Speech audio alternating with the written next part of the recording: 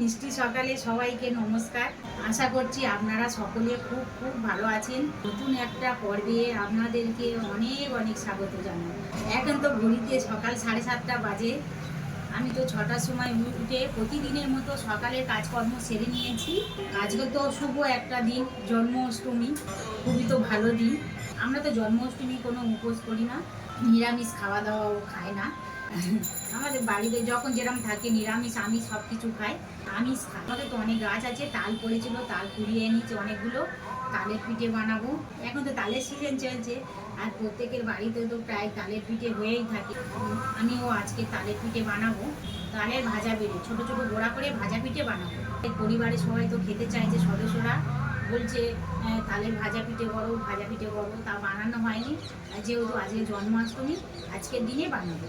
গোপালের তো খুবই প্রিয় হচ্ছে কি তালের বড়া। জন্মাষ্টমীতে সকলে সুস্থ থাকুন, জন্মাষ্টমীতে সকলের মঙ্গল হোক, আর পরিবারের সবাই মিলে সকলে সুস্থ থাকুন। আজকে তো আমি সকালের টিফিনে কী বানাবো এখনও ঠিকঠাক হয়নি, দেখা যাক কী বানানো যায়। সারাদিন ধরে তো নানান রকমের কাজকর্ম চলতেই থাকবে, সব কিছু তো আপনাদের সঙ্গে শেয়ার করব। আশা করি আপনাদের খুব ভালো লাগবে। আজকে তো সকালে টিফিন খাওয়া হবে চাউমিন। এই চাউমিন এক প্যাকেট ছিল। এই চাউমিনের প্যাকেট কেটে তো আগে থেকে আমি ভিজিয়ে দিয়েছি ঠান্ডা জলে। এই চাউমিনটা তো খুবই ভালো, খুবই টেস্ট, আর এই চাউমিনটা খুবই ভালো। এই চাউমিন তো আটা দিয়ে তৈরি, স্বাস্থ্যের পক্ষেও খুব ভালো। আর এই চাউমিনটা তো একদম সরু সরু, খুব সরু সরু চাউমিন। চাউমিন তো নানান রকমভাবে বানানো যায়, যে যেমন বানাতে পারে। আমার হাতে সময় কম হলে তাড়াতাড়ি বানাতে হবে, টিফিন তো খাবে বলে সবাই বসে আছে, সেই জন্য আমি কী করেছি, ঠান্ডা জলে এক প্যাকেট চাউমিন কেটে আগে থেকে ভিজিয়ে রেখেছি ভালো করে। চাউমিন এবার নরম হয়ে গিয়েছে, জল থেকে তুলে নিই। এই চাউমিন তো ভিজতে বেশিক্ষণ সময় লাগে না। চাউমিন ঠান্ডা জলে ভিজিয়ে দিয়ে আলু আর বিন কেটে নিয়েছি এই একদম ছোট ছোট করে, আর আলুগুলো তো পাতলা সরু সরু করে কেটে নিয়েছি। বাড়িতে তো অন্য রকমের আর সবজি ছিল না, সেই জন্য শুধু বরবটি ছিল, সেই জন্য শুধু বরবটি আর আলু কেটেছি। 5টা ডিম তো সব একসঙ্গে ভাজবো। আলু ভাজা হয়ে গেলে আর ছাড় করে তুলে নেবো না, ওই তেলের মধ্যে, ওই ভাজার মধ্যে ডিমগুলো সব ভেঙে ভেঙে দেবো, দিয়ে ভেজে নেবো, নিয়ে চাউমিন বানিয়ে নেবো। খুব সহজ, মিনিট 5-এর মতো সময় লেগেছে। ভিজিয়ে দিয়েছি, তাতে আমার চাউমিনগুলো সব ভিজে গিয়েছে। হাত দিয়ে টিপে টিপে দেখছি নরম হয়ে গেছে।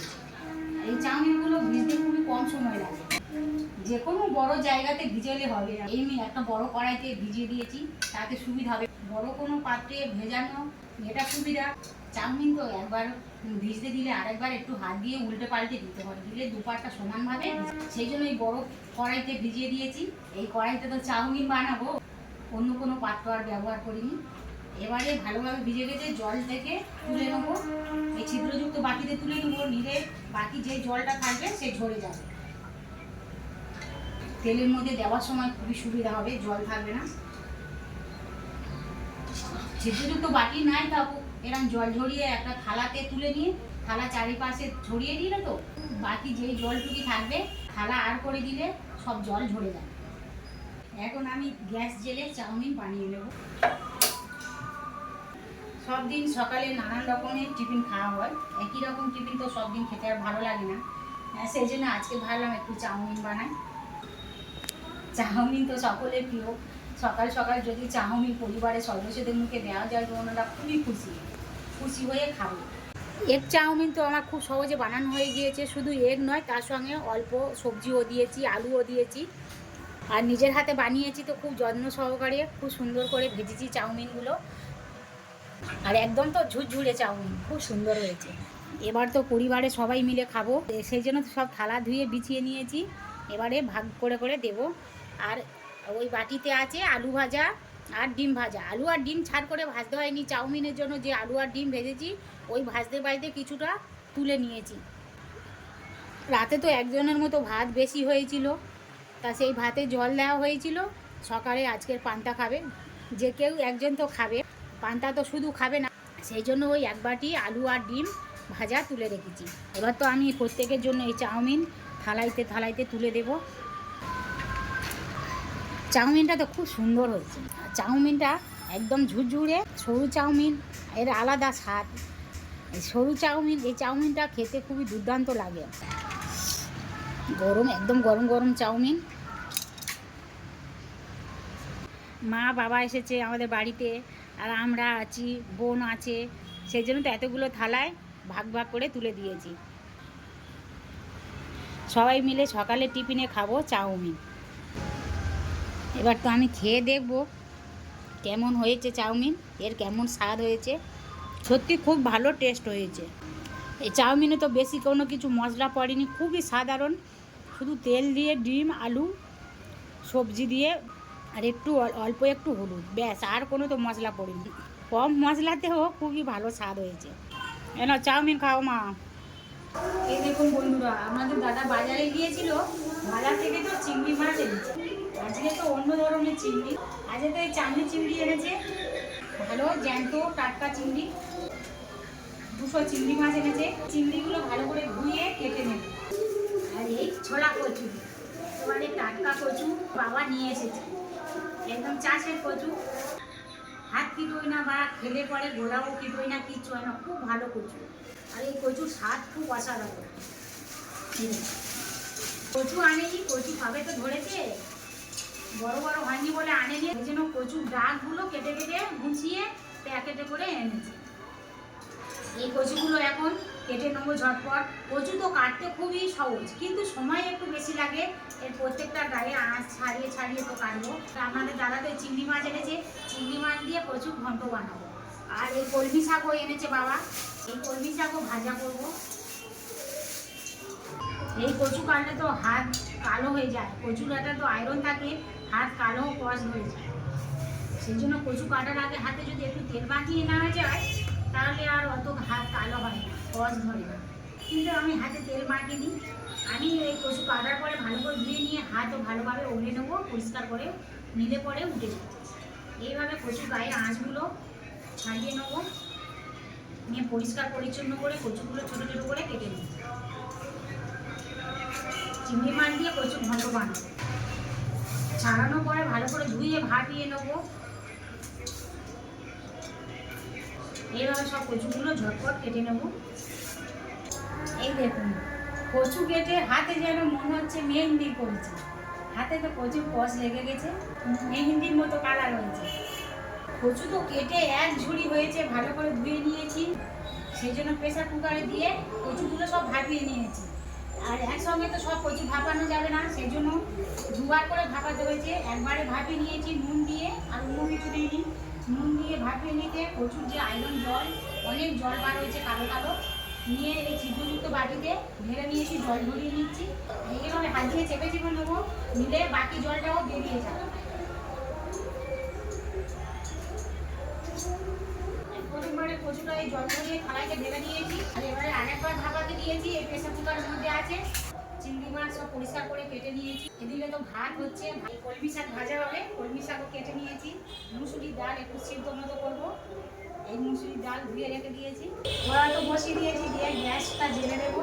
4টে লঙ্কা ধুয়ে নিয়েছি, শুকনো লঙ্কা, দোকান থেকে কিনে কোথায় কীভাবে শুকিয়েছে, সেজন্য আমি ফোড়ন দেওয়ার আগে ধুয়ে দিই। 4টে লঙ্কা নিয়েছি, এইভাবে ধরে মাঝখান থেকে কেটে দিই, আর একটা তেজপাতা।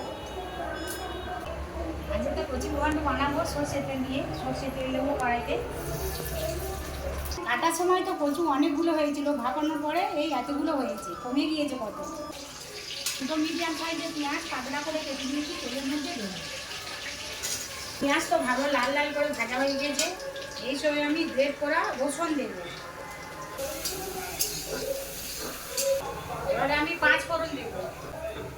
রসুনে তো কাঁচা গন্ধ চলে গেছে, 5 ফোড়ন থেকে তো খুব সুন্দর একটা গন্ধ বেরোচ্ছে। এই সময় আমি ঝাল লঙ্কার গুঁড়ো দেবো 1 চামচ, হলুদের গুঁড়ো দেবো।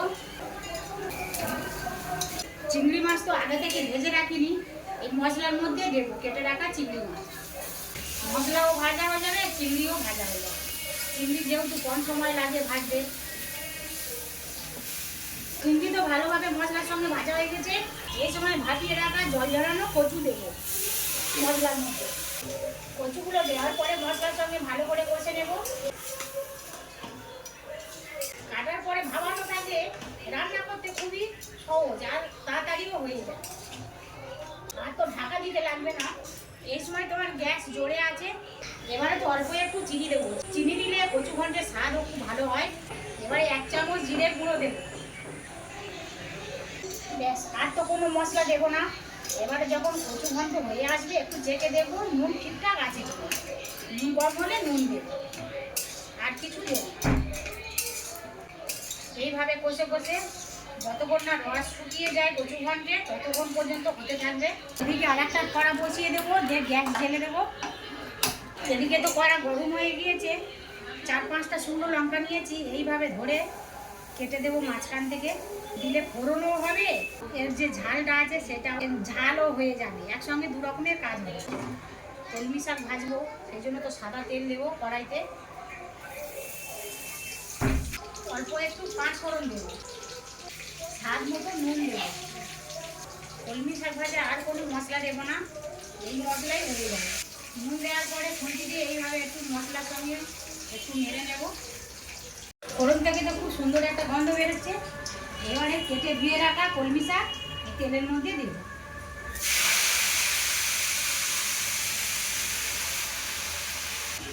কলমি শাকগুলো একটু নাড়াচাড়া করে একটু ঢালা ঢাকা দেবো 1 মিনিটের জন্য।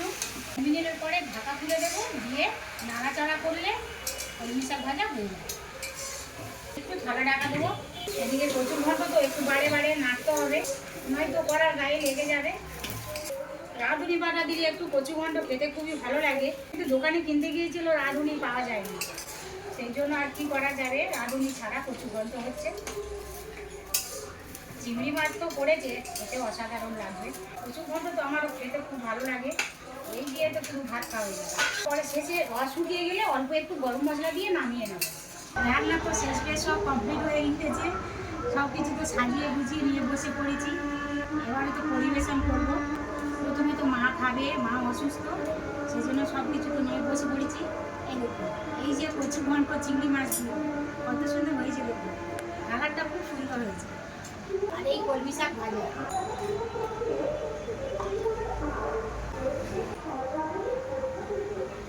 আর মুসুরির ডাল সিদ্ধ করেছি।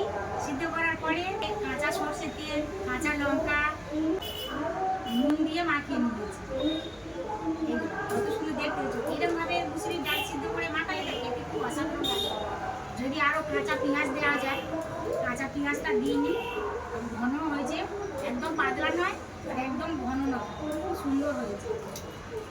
আগের দিনে তো চিকেন কষা হয়েছিল, ফ্রিজের মধ্যে রাখা ছিল, ফ্রিজ থেকে বের করে গরম করে নিয়েছি। আগের দিনে দই কাতলাও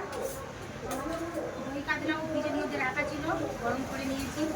আজকের আমার দুপুরের এই সাধারণ মেনু, গরম ভাত, সঙ্গে আছে লেবু, লেবু, কলমি শাক ভাজা, আর ছোলা কচু ঘন্ট চিংড়ি মাছ দিয়ে, মুসুরির ডাল সেদ্ধ, দই কাতলা আর চিকেন কষা, সঙ্গে তো আছে মিষ্টি আর দই।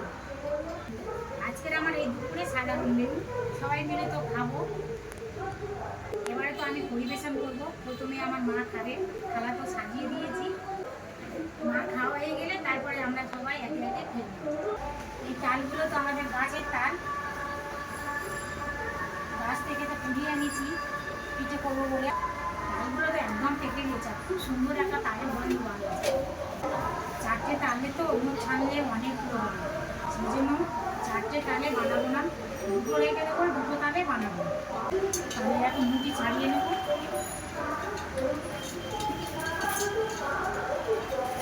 ভালো তাল তো খুব মিষ্টি। ঘুম থেকে উঠে এই আনারসটা বিকালবেলা মেখে খাবো। আনারসটা ভালো করে ছাড়াবো, ছেড়ে মেখে খুব ভালো লাগবে। প্রথম আনারসের প্রচুর দাম ছিল, এখন একটু কমেছে আনারসের। তাল দুটো ভালো করে ধুয়ে নিচ্ছি, এবার খোলা ছাড়িয়ে নেবো।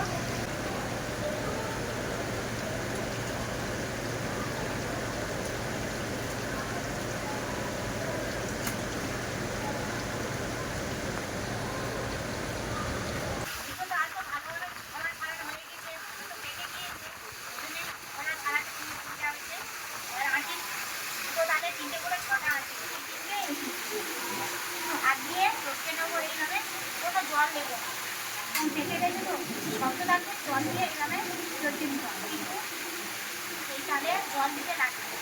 কত সুন্দর ঝুড়িটা দেখতে, দেখুন ছোটো। তাল ছাড়বো বলে এই ঝুড়িটা কেনা হয়েছে, এর দাম 50 টাকা নিয়েছে। কত ছোটো ঝুড়ি। এইভাবে একটা থালার উপর ঝুড়িটা এইভাবে ধরবো,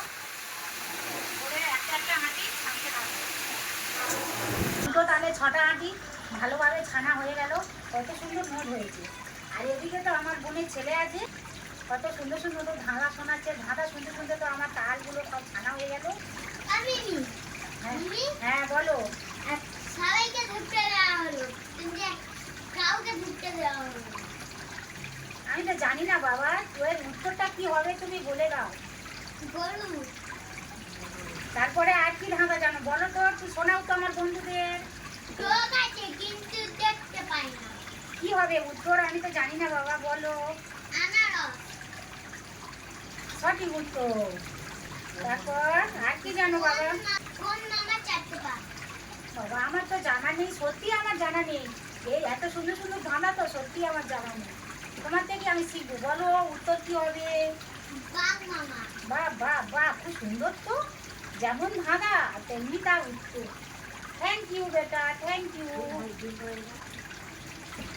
ধাঁধা শুনতে শুনতে আমার সব তাল ছানা হয়ে গেছে। এই দেখুন কত সুন্দর পড়েছে দেখুন। আর যেহেতু এই ছোটো ঝুড়িটা তো একদম ঘন, কত সুন্দর বার হচ্ছে, কত সুন্দর দেখতে হয়েছে দেখুন নোটগুলো। কালারটা না যা টুকটুক করছে। এবারে এই তালগুলো এই ছাঁকুনি দিয়ে ছেঁকে নেব। তালের এই যে চোঁচগুলো এগুলো তো পড়েছে, এগুলো না ছেঁকে নিলে পিঠে করার সময় হাতে জড়োবে বা খাওয়ার সময় গালে পড়বে, তখন খেতে খুব বিরক্ত লাগে। এখন এই তালের নোটগুলো ছাঁকুনি দিয়ে ভালো করে ছেঁকে নেব। খুব ঘন তো ছাঁকুনিটা, একটু বেরোতে দেরি হবে। এইভাবে হাত দিয়ে ঘোরাবো, ঘোরালে তো ছাঁকুনি থেকে নোটগুলো খুব সহজে বেরোবে। যদি জাল থাকে, নেট জাল, তাহলে নেটের মধ্যে এইভাবে তালের নোটগুলো দিয়ে হাত দিয়ে চেপে ছেঁকে নিলে তো খুব তাড়াতাড়ি হয়, কিন্তু আমার হাতের কাছে নেই, সেই জন্য এই ব্যবস্থা করতে হচ্ছে। একদম ছেঁকে পরিষ্কার হয়ে যাচ্ছে। তালের নোট ভালোভাবে ছাঁকা হয়ে গেছে। এবারে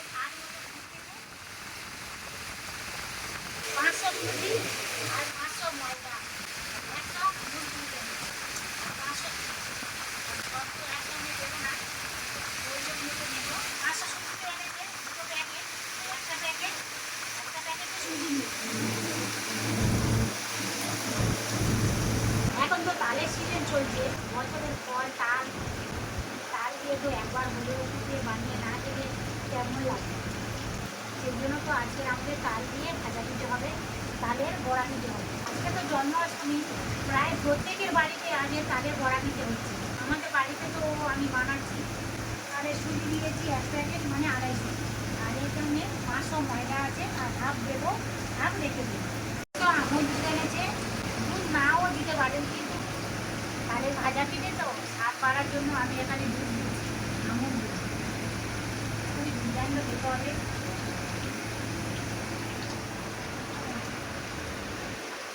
এবারে সবগুলো সুজি, ময়দা, চিনি, দুধ এইভাবে হাত দিয়ে ভালো করে মিক্স করে নেব। এখন তো জল দেবো না, এই দুধের সঙ্গে সবগুলো ভালোভাবে মিক্স করে দেবো। প্রয়োজন হয় জলের, তাহলে দেবো। চিনিগুলো অনেক বড় বড় দানা, বুঝতেও একটু বেশি সময় লাগবে। এইভাবে ভালোভাবে মেখে নেব। কত সুন্দর দেখতে লাগছে দেখুন, তালের কালার একদম তো পাকা তাল, আর কালার যেন ফেটে পড়েছে, খুব সুন্দর কালার। মনে হয় জল দিতে হবে না। এইভাবে মেখে ভালো করে মেখে কিছুক্ষণ রেখে দেবো, তারপরে তালের বড়া ভাজবো। আমার চিনি তো দেবো না, খুব মিষ্টি হবে, এই জন্য হাতে ভাগ দেবো। কিন্তু আমার তাল তো মিষ্টি আছে, আমরা মিষ্টি যেমন খাবো সেই অনুযায়ী চিনি দেবো।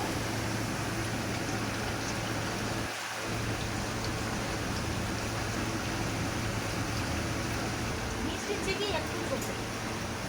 কড়া বসিয়ে দিয়েছি, গ্যাস ওভেন জেনে নেবো। কড়া ভালোভাবে গরম হোক।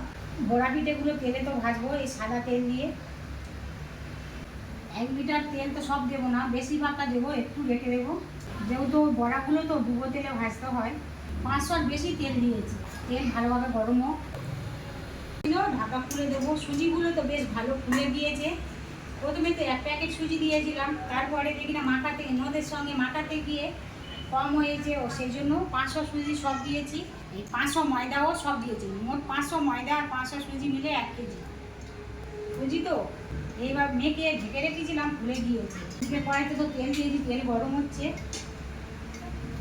কড়াইতে দেওয়ার আগে একটু হাত দিয়ে ভালোভাবে মেখে নেব। যত ভালোভাবে ফাটাতে থাকবো তত পিঠেগুলো হালকা হবে, খেতে ভালো লাগবে। আর আর ফাটানো কম হলে তো পিঠে শক্ত হবে।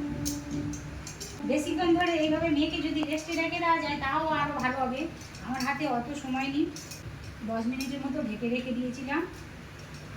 তাহলে মোট সুজি ময়দা যখন মাখাবে একটু বড় জায়গা হলে মাখাতে খুবই ভালো হয়। আমার জায়গাটা তো একটু ছোটো হয়েছে, সেই জন্য মাখাতে গিয়ে ফুলে উঠছে, মাখাতে গিয়ে যেন মনে হচ্ছে পড়ে পড়ে যাচ্ছে। মাখানো হয়ে গেছে, তেল এদিকে গরম হয়ে গেছে। এবার এইভাবে নিয়ে হাত দিয়ে ছোটো ছোটো করে বড়ার আকারে তেলের মধ্যে দিয়ে ভেজে নেব।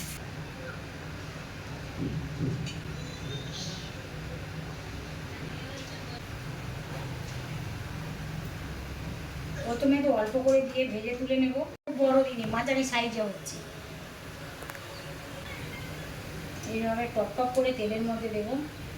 প্রথমবারে এগুলো ভেজে তুলে নেব, এই একইভাবে সব বড়া ভেজে নেব। প্রথমবারে পিঠে রেখোটা তো খুব সুন্দর কালার চলে এসছে, এপিট উপিট দুপিট তো ভালোভাবে ভাজা হয়ে গিয়েছে, খুব সুন্দর ফুলেছে। তো ফুলে কত বড় করে হয়েছে দেখুন, অনেক বড় বড় হয়ে গিয়েছে, খুব সুন্দর কালার চলে এসছে। এবারে এই ঝাঁঝরা দিয়ে তেল ঝরিয়ে তুলে নেব। এই কালারটা ঠিক আছে, এর চেয়ে বেশি লাল করে ভাজলে কালো কালো মতো হয়ে যাবে, খুব বাজে দেখতে লাগবে।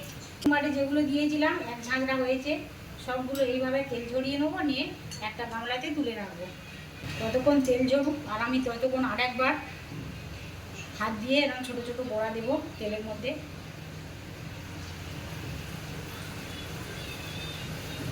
তেল তো ভালোভাবে ঝরে গিয়েছে, এই হাঁড়িটাকে রেখে দেবো। প্রথমবারে ভাজা পিঠে কত সুন্দর দেখতে লাগছে দেখবে।